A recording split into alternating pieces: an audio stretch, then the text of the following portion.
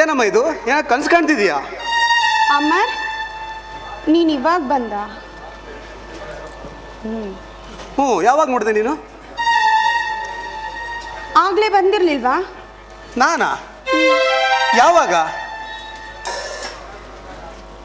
ಅಂದ್ರೆ ನಾನು ಇಷ್ಟೊತ್ತು ಕಂಡಿದ್ದೆಲ್ಲ ಕನ್ಸ? ಓಹೋ.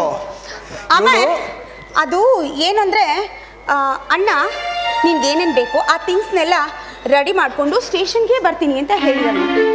ನೀನು ಅಲ್ಲೇ ಹೋಗ್ಬೇಕಂತೆ, ಇಲ್ಲಿಗೂ ಬಂದು ಟೈಮ್ ವೇಸ್ಟ್ ಮಾಡ್ಕೊಂಡ?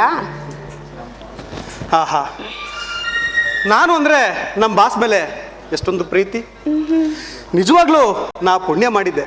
ನಂದು ಒಂಥರ ರಾಜಯೋಗ ಇದ್ದಂತೆ ಅಲ್ವಾ? ಹೌದಪ್ಪ ಹೌದು, ನೀನು ನಮ್ಮನೆ ರಾಜನೇ. ಒಟ್ಟಿನಲ್ಲಿ ನಿನ್ನ ಸಂತೋಷನೇ ನಮ್ಮ ಸಂತೋಷ. ಒಟ್ಟಿನಲ್ಲಿ ನೀನು ನಗ್ನಗ್ತಾ ಇರಬೇಕು, ಅದೇ ನಮ್ಮ ಆಸೆ. ಕಲ್ಪನಾ, ನಿಮ್ಮ ಈ ಪ್ರೀತಿ ವಾತ್ಸಲ್ಯಕ್ಕೆ ಬೆಲೆ ಕಟ್ಟೋಕೆ ಸಾಧ್ಯನೇ ಇಲ್ಲ. ತಂದೆ ತಾಯಿ ಇಲ್ಲದೆ ತಪ್ಪಲಿಯಾಗಿ ಹುಟ್ಟಿದ್ರು.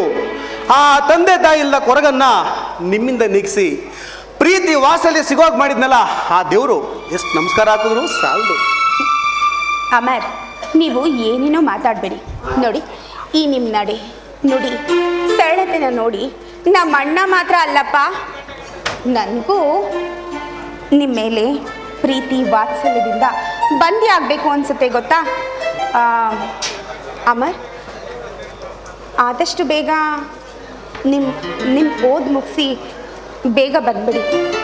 ನಾನು ನಿಮಗೋಸ್ಕರ ಕಾಯ್ತಾ ಇರ್ತೀನಿ. ಸರಿ, ಈಗ ನಾನು ಹೊಡ್ತೀನಿ. ಹೊಡೋದಕ್ಕೆ ಅವಕಾಶ ಮಾಡಿಕೊಟ್ರೆ